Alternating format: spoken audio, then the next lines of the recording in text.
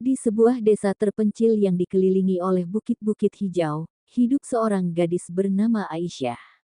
Dia berasal dari keluarga sederhana yang hidup dalam keterbatasan. Ayahnya seorang petani kecil, dan ibunya sering sakit-sakitan. Meski kemiskinan menjadi bagian dari hidup mereka, Aisyah selalu menatap dunia dengan senyum, walau dalam hati ia menyimpan kesedihan. Suatu hari, ayah Aisyah pulang dengan wajah berat. "Aisyah, Pak Hamzah, orang terkaya di desa ini, ingin melamarmu," katanya. Kalimat itu menghantam hati Aisyah seperti badai. "Pak Hamzah, ayah, dia lebih tua dari ayah.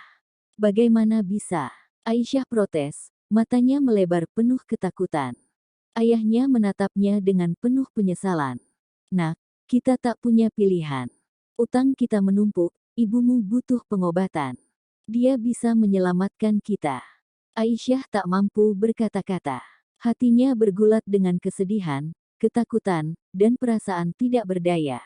Meski hatinya menolak, ia akhirnya menyerah pada kenyataan. Demi keluarga, ia bersedia menikah dengan Pak Hamzah, seorang duda kaya raya yang usianya lebih dari 2 kali lipat usianya. Hari pernikahan tiba. Pernikahan itu berlangsung megah, jauh dari yang pernah Aisyah bayangkan. Tenda besar dipasang di tengah desa, dihiasi bunga-bunga segar dan lampu-lampu kristal yang berkilauan. Meja-meja dipenuhi makanan lezat dan minuman mewah. Para tamu datang dari seluruh penjuru, mengenakan pakaian terbaik mereka, menikmati pesta yang tak pernah dilihat sebelumnya di desa itu.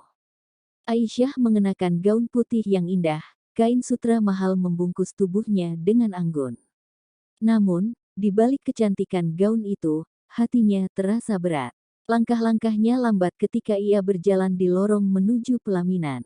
Di ujung sana, Pak Hamzah berdiri dengan jas hitam mahal, senyumnya lebar, namun matanya menunjukkan ketuaan yang tak bisa disembunyikan. Ketika akad diucapkan, Aisyah merasa dunia berputar lambat. Segalanya terasa asing. Tangannya gemetar saat Pak Hamzah menyematkan cincin emas besar di jarinya. Setelahnya, mereka duduk di pelaminan, menerima ucapan selamat dari para tamu, namun Aisyah hanya tersenyum tipis. Hatinya kosong, bahkan megahnya pernikahan ini tak mampu mengusir perasaan hampa yang menghantuinya. Malam pertama adalah puncak kecemasan Aisyah. Setelah pesta usai, Aisyah dibawa ke kamar pengantin yang besar dan mewah.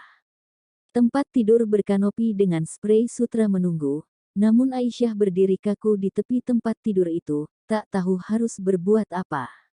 Pak Hamzah masuk dengan langkah tenang, wajahnya tersenyum lembut. "Aisyah, kau terlihat lelah. Tidurlah, aku tak akan memaksamu untuk apapun," katanya dengan nada menenangkan. Pak Hamzah melepas jasnya dan berbaring di ranjang, memberi jarak di antara mereka. Namun, meski ia bersikap sopan, kecanggungan yang menyelimuti ruangan tak bisa dihindari. Aisyah masih berdiri kaku, merasa terjebak di dalam situasi yang tak ia pahami. Setelah beberapa malam tidur dengan jarak yang jelas, Pak Hamzah mulai mendekati Aisyah secara perlahan. Dia tidak pernah memaksa, selalu penuh pengertian. Namun, bagi Aisyah, setiap sentuhan kecil di tangannya, setiap dekapan lembut, membuatnya gelisah. Hatinya masih berusaha menerima kenyataan bahwa lelaki tua ini adalah suaminya. Suatu malam, saat Pak Hamzah mencoba memegang tangannya, Aisyah refleks menarik diri. "Maaf, aku belum siap," katanya dengan suara bergetar. Pak Hamzah hanya tersenyum, tidak marah. "Aku mengerti, Aisyah. Kau butuh waktu. Aku akan menunggu." Hari-hari berlalu dengan lambat, dan Aisyah mulai terbiasa dengan rutinitas barunya sebagai istri orang kaya. Setiap hari, ia melihat suaminya memperlakukannya dengan penuh hormat. Dia tidak pernah memaksa Aisyah untuk menjalani kewajiban istri jika Aisyah belum siap. Pak Hamzah lebih memilih untuk membuat Aisyah nyaman, memberinya ruang untuk beradaptasi. Meskipun pernikahan mereka sah di mata masyarakat, Aisyah belum bisa sepenuhnya menerima bahwa kini dia adalah istri Pak Hamzah, termasuk dalam hal ranjang. Setiap malam, dia berbaring di tempat tidur, menunggu dengan cemas apakah suaminya akan mendekat. Namun, Pak Hamzah selalu memberinya pilihan. Suatu malam, setelah berminggu-minggu tidur di sisi yang berbeda, Pak Hamzah mengusap pelan rambut Aisyah. Aisyah, aku hanya ingin kau bahagia. Kau tak perlu memaksa dirimu untuk hal-hal yang belum kau inginkan, katanya lembut. Kata-kata itu, yang begitu penuh perhatian, mulai melembutkan hati Aisyah. Dia mulai melihat sisi lain dari suaminya yang selama ini tidak ia perhatikan. Pak Hamzah mungkin tua, tapi dia adalah pria yang baik hati, penuh pengertian, dan sabar. Malam demi malam berlalu, dan jarak di antara mereka semakin mengecil. Aisyah yang awalnya kaku, kini mulai membiarkan dirinya lebih rileks. Sentuhan Pak Hamzah yang awalnya membuatnya gelisah, kini terasa hangat dan menenangkan. Pada suatu malam, saat mereka berbaring berdua, Aisyah memutuskan untuk membiarkan dirinya lebih terbuka. Aku ingin mencoba, katanya pelan, hampir berbisik. Pak Hamzah terdiam sejenak, memandangnya dengan lembut, memastikan bahwa ini benar-benar keinginan Aisyah. Kau yakin? Tanya Pak Hamzah dengan penuh perhatian. Aisyah mengangguk. Dia tahu bahwa saatnya telah tiba untuk menerima kenyataan bahwa dia adalah istri Pak Hamzah, dengan segala kewajibannya. Malam itu, untuk pertama kalinya, mereka menyatu sebagai suami istri. Aisyah awalnya merasa canggung, bahkan takut, namun perlahan rasa takut itu berubah menjadi rasa nyaman. Pak Hamzah memperlakukannya dengan lembut, penuh perhatian, membuat Aisyah merasa aman dan dihargai. Seiring berjalannya waktu, Aisyah mulai terbiasa dengan keintiman mereka. Malam-malam yang dulu diisi dengan kecemasan kini berubah menjadi momen-momen kebersamaan yang hangat. Aisyah yang awalnya malu dan sungkan, mulai menikmati kedekatan fisik mereka. Setiap malam, dia menantikan saat-saat bersama suaminya, di mana mereka bisa saling berbagi rasa dan cinta. Pak Hamzah, yang awalnya dianggapnya sebagai lelaki tua yang asing, kini menjadi seseorang yang sangat berarti bagi Aisyah. Dia mulai merasa nyaman dalam pelukan suaminya, bahkan merindukan kehangatan itu setiap malam. Kewajiban diranjang yang dulu ia anggap sebagai beban kini menjadi momen yang ia nantikan.